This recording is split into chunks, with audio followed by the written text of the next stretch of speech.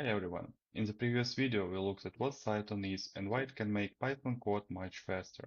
In this video we'll build a small Cython module called mathUtils and we'll implement a simple function sum of squares, which is a good example of a loop-heavy operation.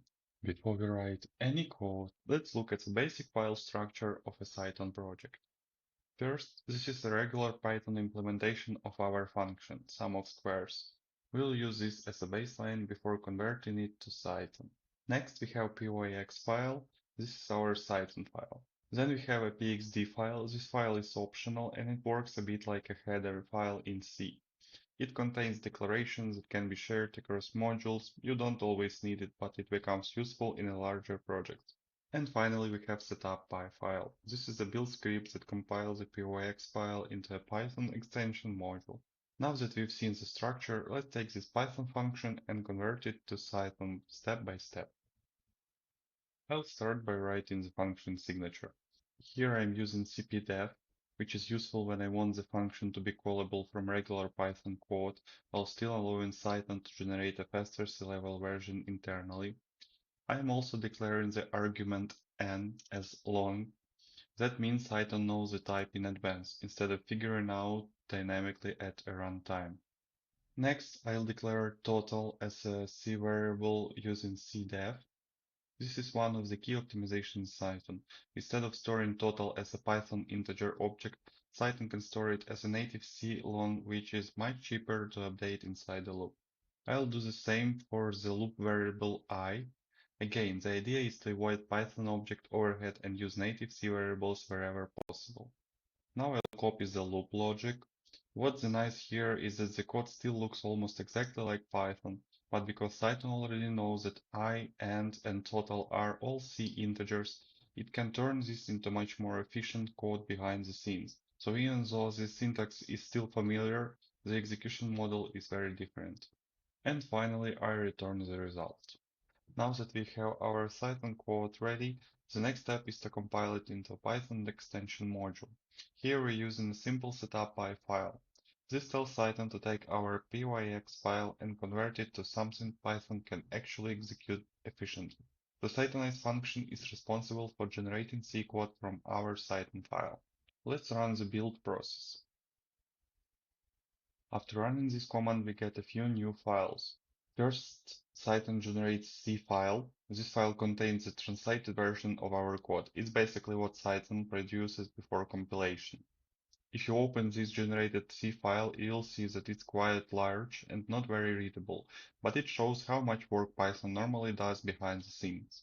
Then this C code is compiled into a shared library, usually a .so file on a Linux or Mac OS, or a pyd file on a Windows. This file is the actual module that Python will import. Now that we've compiled our Cython module, let's use it from Python. From Python point of view, this looks completely normal. We import the module, call the function, and get the result. There is no special syntax here. Even though this module is compiled, it behaves just like any regular Python module. So far we've been compiling our Cython code using setup.py. This works well, but during development it can feel a bit slow, especially if you need to rebuild every time you make a small change. To make this workflow faster, Cython provides a tool called pyximport. With pyximport, Python will automatically compile the pyx file the first time you import it. So now we don't need to run setup.py manually. We just import the module and Cython takes care of the compilation behind the scene. So now we can, for example, add one more multiplication, and without running one more time setup.py, we can just simply run this again. And as you can see, the result is another one. That means that the compilation was done behind the scenes. Under the hood, pyximport checks if the compiled version exists. If not, it compiles the pyx file automatically and then loads it. This is very convenient for development, but it's not usually recommended for production environments. In production, you typically want to compile your modules ahead of time using setup.py or a proper build system. So a good rule of thumb is use pyximport while you're developing and experimenting, and use setup.py when you're preparing your final build. Now that we've seen both workflows, let's take a look at some common errors you might run into when working with Cython and how to fix them.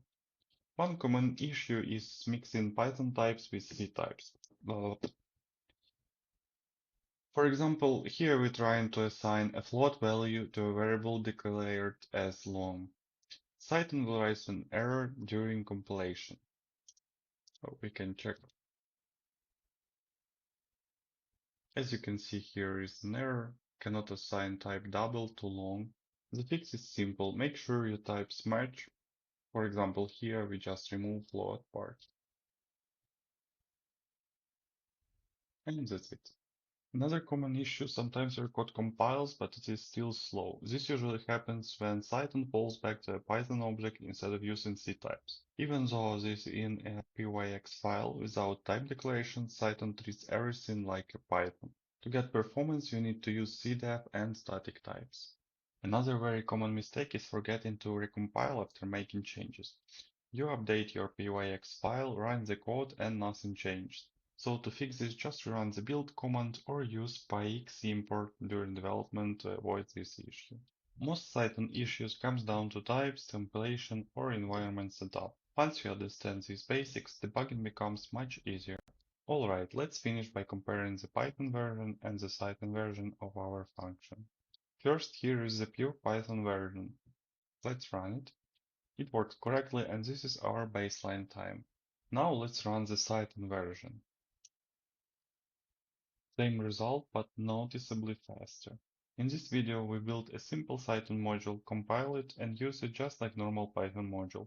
We also looked at faster development workflow with pyximport and some common issues you might run into along the way. If you enjoyed this tutorial and want to see more Cython examples, feel free to leave a comment and subscribe. Thanks for watching, and I'll see you in the next video.